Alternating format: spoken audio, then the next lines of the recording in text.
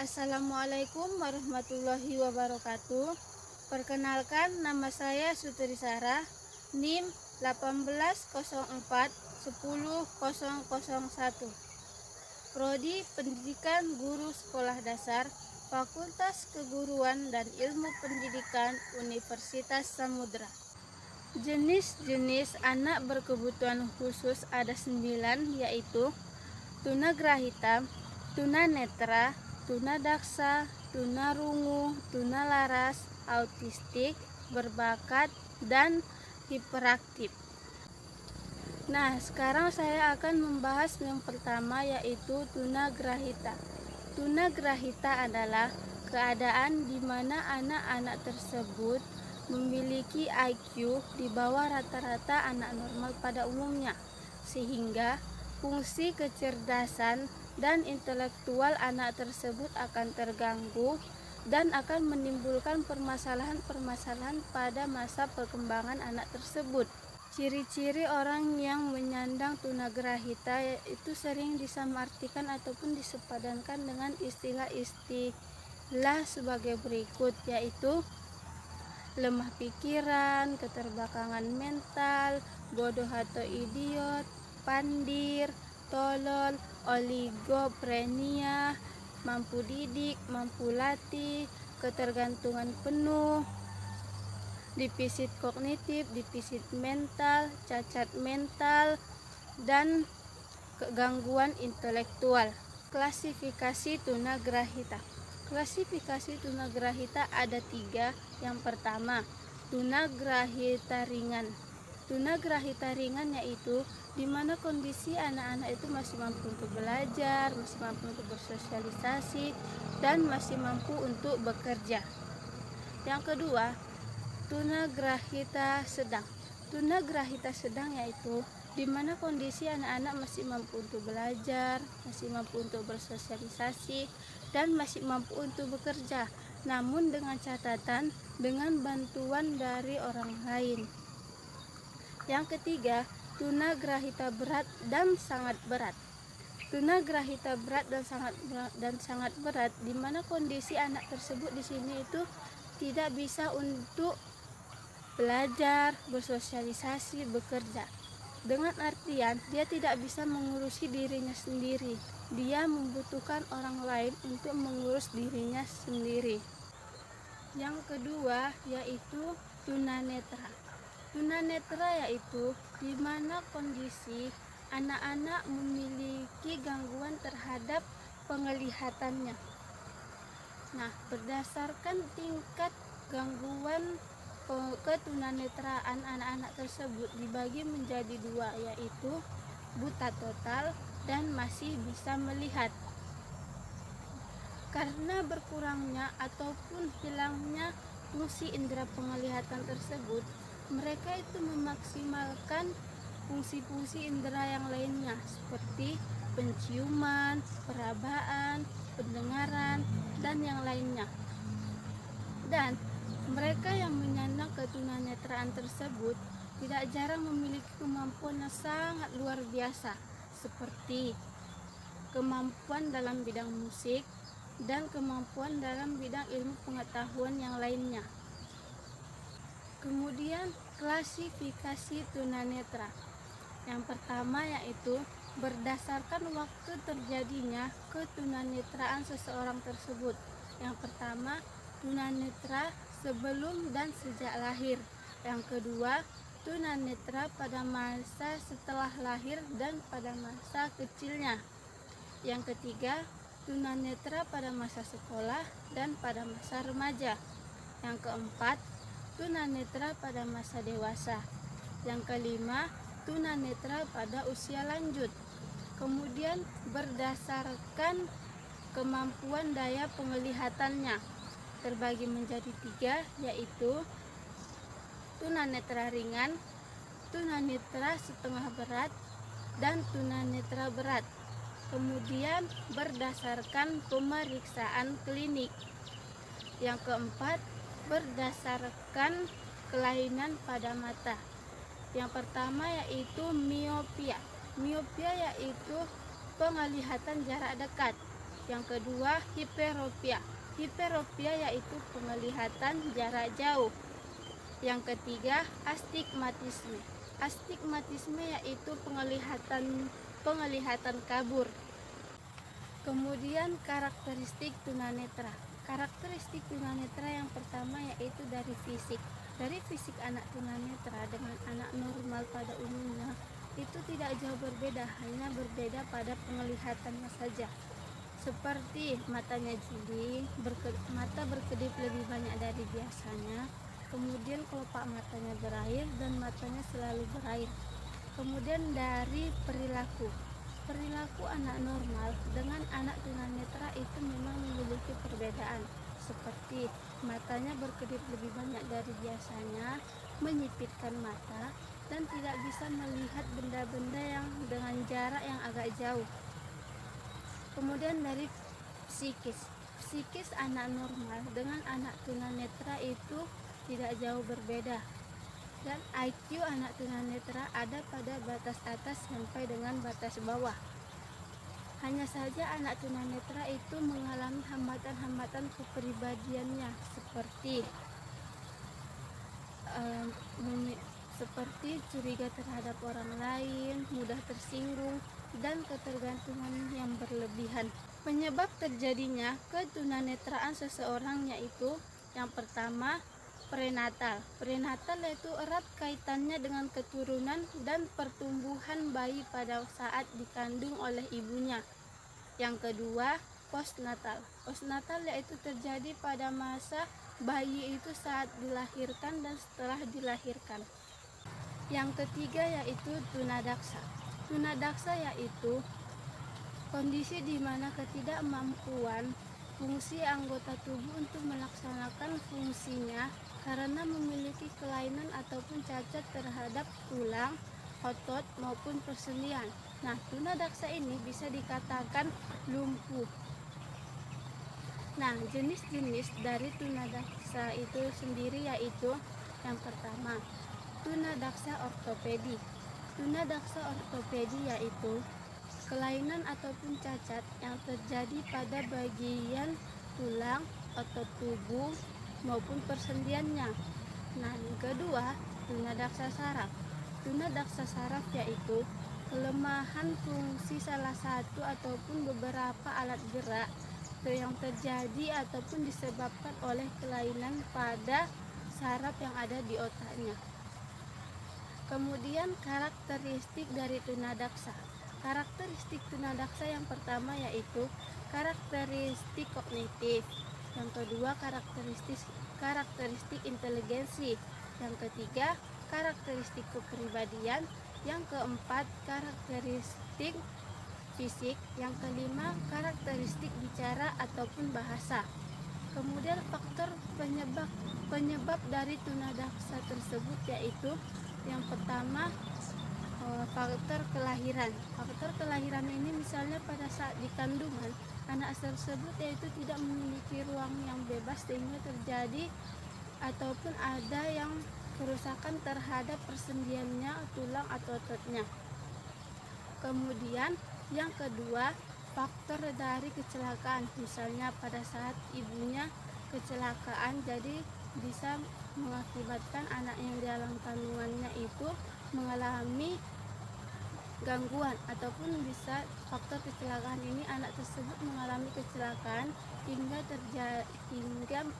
ataupun mengakibatkan tulangnya, ototnya ataupun persendiannya mengalami gangguan sehingga tidak bisa bergerak ataupun lumpuh. Yang ketiga yaitu penyebabnya itu terkena virus. Bisa saja seorang anak tersebut lumpuh karena terkena virus. Yang keempat yaitu tunawicara. Tunawicara yaitu ketidakmampuan seseorang untuk berbicara ataupun bisu. Bisu disebabkan oleh gangguan-gangguan pada organ-organ seperti tenggorokan, paru-paru, pita suara, lidah, mulut, dan sebagainya. Ciri-ciri dari tunawicara ataupun bisu yaitu yang pertama, berbicara keras dan tidak jelas. Yang kedua, selalu memperhatikan gerak bibir dan gerak tubuh teman bicaranya. Yang ketiga, telinga mengeluarkan cairan. Yang keempat, menggunakan alat bantu. Yang kelima, bibir sumbing. Yang keenam, selalu melakukan gerakan-gerakan tubuh pada saat berbicara. Yang ketujuh, cenderung pendiam. Yang kedelapan, cadel. Yang kesembilan, suaranya sengau. Dan yang kesepuluh yaitu suaranya melengking. Faktor penyebab tunawicara ataupun bisu.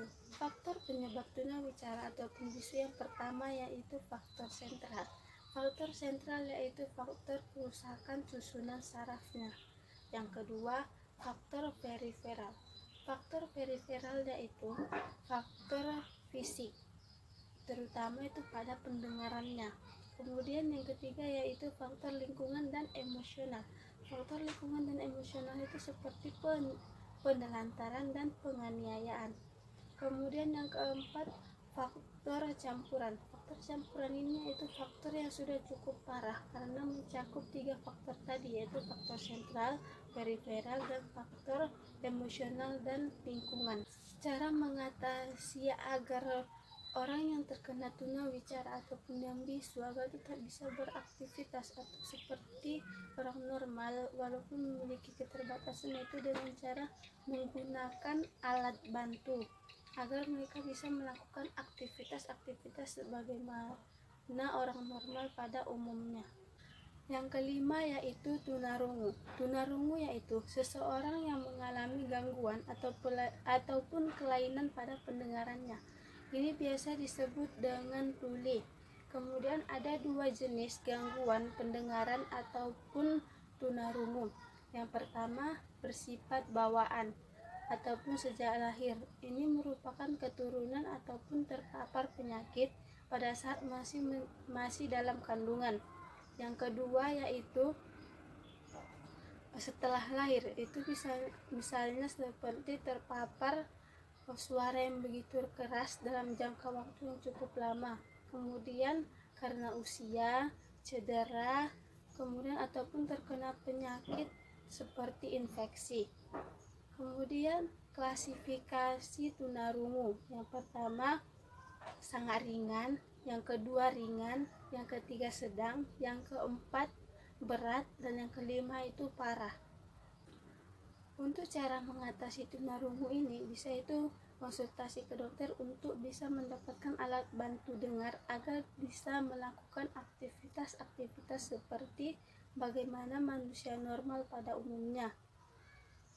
Yang keenam yaitu tunalaras. Tunalaras yaitu kondisi di mana seseorang tidak bisa mengendalikan emosi dan kontrol sosialnya. Individu yang terkena tunalaras yaitu individu yang sering menunjukkan perilaku-perilaku yang menyimpang dari norma-norma yang ada di masyarakat ataupun lingkungan sekitarnya. Kemudian faktor dari tunalaras ini yaitu faktor internal seperti keluarga, faktor eksternal seperti lingkungan sekitar. Kemudian klasifikasi tunalaras. Yang pertama yaitu anak yang kesulitan menyesuaikan diri dengan lingkungan sosialnya, yang disebut dengan the semi-socialized child, yang mana kelompok ini itu masih bisa berhubungan dan bersosialisasi dengan keterbatasan dan kelompok tertentu, misalnya keluarga dan kelompoknya.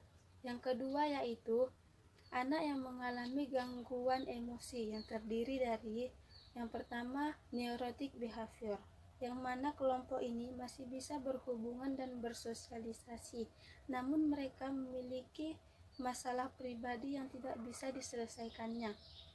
Nah, anak yang terkena neurotic behavior ini cenderung sering dan mudah dihinggapi oleh perasaan sakit hati, perasaan cemas, marah, agresif, dan perasaan gelisah. Dan juga anak yang terkena neurotic behavior ini sering melakukan perilaku-perilaku seperti mencuri dan bermusuhan. Untuk menangani anak yang seperti ini itu bisa melakukan terapi kepada konselor. Kemudian yang kedua yaitu children with psychotic process, yang mana anak yang sudah terkena ini itu sudah termasuk level yang cukup parah. Nah, sehingga mereka bisa kehilangan identitas diri dan kesadaran diri. Untuk menangani anak yang seperti ini itu harus dengan penanganan khusus. Yang ketujuh adalah autistik. Autistik adalah gangguan perkembangan pada anak yang mengakibatkan komunikasi dan sosialisasi anak terganggu. Ciri-ciri autistik. Yang pertama yaitu gangguan berkomunikasi, seperti sulit menulis, sulit berbicara, sulit membaca, sulit memahami bahasa isyarat. Yang kedua yaitu gangguan dalam berhubungan sosial, seperti sulit bersosialisasi, asik dengan dunianya sendiri, kurang respon ataupun sensitif terhadap perasaan diri sendiri atau orang lain. Yang ketiga, gangguan perilaku, seperti yang biasa ditunjukkan ataupun yang khas ditunjukkan oleh anak autis adalah yang pertama, marah, menangis, dan tertawa tanpa alasan yang jelas. Yang kedua yaitu menyukai ataupun mengkonsumsi makanan tertentu. Yang ketiga, menyukai objek atau topik tertentu. Yang keempat yaitu melakukan aktivitas-aktivitas yang melukai dirinya sendiri. Yang kelima yaitu cenderung melakukan gerakan-gerakan tubuh yang kaku. Yang keenam yaitu sulit tidur ataupun insomnia. Kemudian tips untuk berbicara dengan anak autis. Yang pertama yaitu berbicara dengan kalimat yang singkat dan jelas atau berbicara perlahan dan memberi jeda di setiap katanya. Yang kedua, memberi anak waktu untuk memahami kata-kata ataupun kalimat yang diucapkan. Yang ketiga yaitu jika perlu beri gerakan tubuh ke setiap kata ataupun gerakan tangan yang sederhana. Kemudian yang keempat yaitu panggil anak selalu dengan namanya sendiri. Yang kedelapan adalah berbakat. Semua anak berbakat akan mampu mengoptimalkan potensi yang mereka miliki dengan cara bagaimana mereka diperlakukan. Memang sederhana, tapi tak banyak yang tahu bagaimana cara memperlakukan mereka dengan baik. Sifat-sifat umum yang dimiliki oleh anak berbakat yaitu yang pertama, pemikiran yang divergen. Yang kedua yaitu bersemangat, memiliki fokus, dan memiliki konsentrasi yang baik. Yang ketiga, sensitif dan mampu menunjukkan perasaan empati terhadap orang lain. Yang keempat yaitu mampu mengambil tindakan dalam situasi yang dihadapi. Yang kelima yaitu memiliki semangat dan motivasi yang tinggi untuk melakukan aktivitas. Kemudian faktor penyebab anak berbakat, yang pertama yaitu faktor genetis, yaitu dari orang tua. Yang kedua yaitu faktor lingkungan. Yang kesembilan ataupun yang terakhir adalah hiperaktif. Hiperaktif adalah anak yang terlihat terus-menerus untuk bergerak, terus-menerus berbicara, tidak bisa diam dan tenang. Kemudian cara mengatasi anak hiperaktif. Yang pertama yaitu membuat jadwal harian anak. Yang kedua yaitu membuat jadwal tidur anak. Yang ketiga yaitu menerapkan disiplin positif. Yang keempat yaitu mengajak anak beraktivitas dan berolahraga. Yang kelima yaitu membina keluarga yang sehat. Kemudian cara mengatasi kesulitan belajar pada anak hiperaktif. Yang pertama yaitu memberitahu guru tentang kebutuhan khusus anak tersebut agar guru tahu bagaimana cara, metode, dan teknik untuk memberikan pembelajaran kepada anak tersebut. Yang kedua yaitu fokus pada kelebihan anak dan membangun kepercayaan anak. Kemudian yang ketiga yaitu selalu berdiskusi dan bertemu dengan guru untuk menanyakan bagaimana perkembangan anak tersebut. Yang keempat yaitu sekolahkan anak pada sekolah ABK atau anak berkebutuhan khusus. Yang kelima yaitu fokus pada kelebihan yang dimiliki si anak dan membantu mengembangkan kelebihan yang ia miliki. Baiklah, cukup sekian penjelasan saya mengenai jenis-jenis ABK atau anak berkebutuhan khusus yang terdapat dalam mata kuliah pendidikan inklusi. Semoga bermanfaat, kurang dan lebihnya saya mohon maaf. Assalamualaikum warahmatullahi wabarakatuh.